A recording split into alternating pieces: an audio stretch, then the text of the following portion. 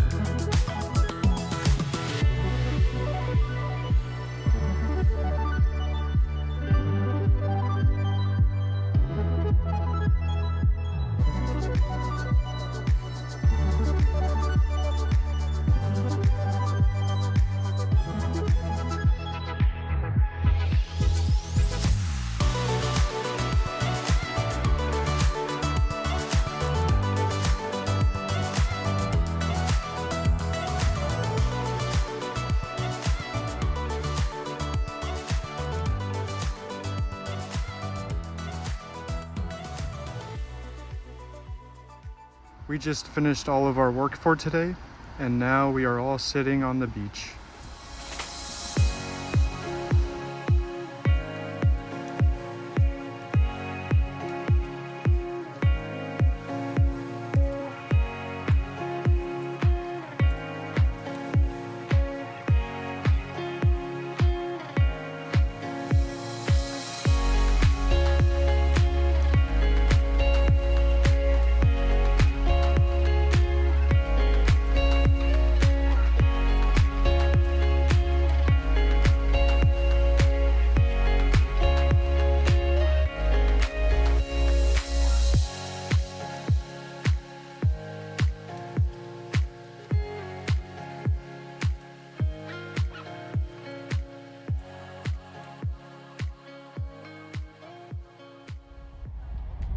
As I mentioned earlier in the video, much of Kīholo was destroyed by an eruption from Mauna Loa in 1859.